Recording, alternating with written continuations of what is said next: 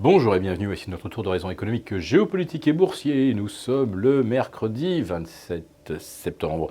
Pour comprendre comment tourne la pleine finance et lorsqu'elle tourne autour de la tribune de l'ONU, c'est sur la bourse au quotidien et nulle part ailleurs. Et l'épisode du jour s'intitulera « Connaissez-vous Emmanuel 4M ? Moi, Macron, maître du monde ». Enfin, plutôt champion de la planète.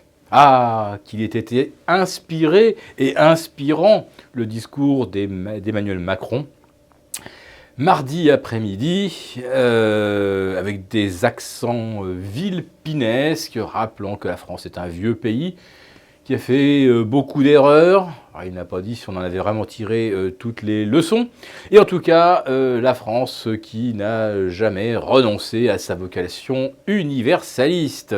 Alors de l'universalisme, on y a eu droit hier, vu que Trump, une heure auparavant, lui avait fait de l'autocentrisme. Alors d'abord, Trump, le meilleur président des États-Unis qu'on ait jamais vu, un président qui a d'ailleurs distribué des bourre-pifs à peu près à tous les partenaires des États-Unis, l'OPEP qui fait les poches des consommateurs occidentaux, l'Iran qui ne change pas de disque et dont les dirigeants sont corrompus, l'Europe qui dégage des excédents et qui se laisse envahir par les migrants, etc., etc.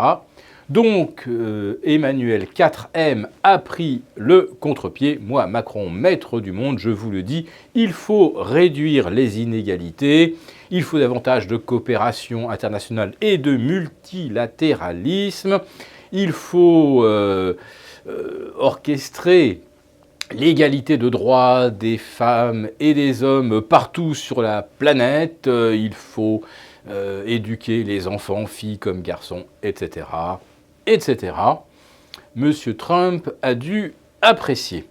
Et puis, monsieur Macron a insisté sur ces souverainismes nauséabonds qui débouchent sur des discours quasiment inaudibles, plein de relents rappelant de sombres périodes de notre histoire, et notamment l'avant-seconde guerre mondiale. S'il avait voulu être plus précis, il aurait dû indiquer que c'est M. Trump lui-même qui alimente les souverainismes en Europe, qui soutient M. Matteo Salvini, Viktor Orban, qui soutient l'Autriche, la Pologne dans leur tentative de préserver leurs frontières. Elles sont carrément fermées aux migrants, d'ailleurs. Oui, M. Trump, c'est lui qui agite le chiffon souverainiste, voire nationaliste en Europe. Et non, M. Macron ne s'y résout pas. Sera-t-il entendu ? Ça, c'est pas sûr. Alors, est-ce que la France peut quelque chose, éventuellement avec l'Allemagne ?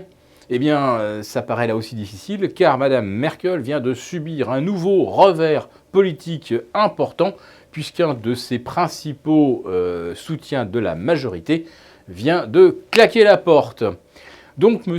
Macron se retrouve un petit peu tout seul, moi, Macron, maître du monde.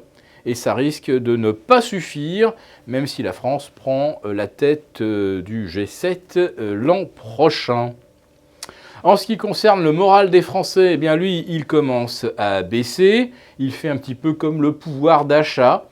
Le pouvoir d'achat, évidemment, abîmé, matraqué par la surfiscalité qui touche bien sûr le tabac, l'essence, mais les taxes locales augmentent également.